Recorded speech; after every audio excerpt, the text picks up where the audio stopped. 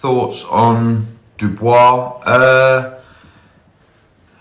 I thought, yeah, it was a strange one, wasn't it? I think it was about the fourth or fifth round. I thought he don't fancy this. He went to the corner, and the corner team was saying to him, "Come on, this is the fight game." It's like, all right, calm down. It's only the fourth round, and you could tell. I think they just knew that he was, I don't know, mentally weak.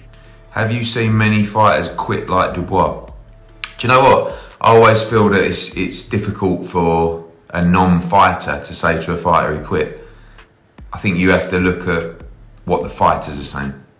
Every fighter says Dubois quit, so I guess in boxing terms, yes, but you know, for normal people, I think you might have all looked to not carry on, but fighters aren't normal people. But I think it's going to be very difficult to come back from that. But at the end of the day, I think they rushed him. I thought they matched Dubois really poorly coming through, because they never gave him, Sam Jones was right, they never gave him the middle fight. They went from English title level to world top 15, because that's what Joe Joyce is. Who wins in a banter comp, you or Frank Warren? Well, if it's today, I think there's definitely only one winner. Can people stop talking about Triple D now? Like, he's a great fighter, and I believed, and I also said to Sam Jones, and I've said to people off in Daniel's team, if it goes past the first half of the fight, that Joyce will win. If it was going to be the first half, it was going to be Daniel Dubois. But look, let's give the man some respect. Give him some respect. He's won a silver medal for our country. His British, Commonwealth and European title. He stepped up to the mark. He stepped up to that mark and he took it. He took his chance. He was against all the odds. He was against, the rival promotion, really. Frank wanted these man to win. Let's just give the man credit. Let's see who Joe Joyce is fighting next. Let's look forward to Joe Joyce's next big payday. Let's look forward to who is he fighting. I want to see him fight Usyk, Derek Chisora, another one. That's a big fight. Del Boy Chisora. But just give the man some credit. Look, Daniel Dubois can come again. He can come again. But last night I was not shocked, but you don't. Fighters go out on that. You get in that ring. People know what it's like to walk in that ring, and who fights and know what it takes to get inside them ropes. So I'm never going to criticise a man if he was seriously injured or whatever has he done. But get carried out the ring, brother. Get carried out the ring. It's not all give, knocking people unconscious, and then your eye goes and then you want to get out. I've got all the time in the world for Triple D, and he can come again, but it's going to take a long road back from that. Pound for Pound Boxing Channel, hit that like button, hit the subscribe button, comment below, share, do all of that.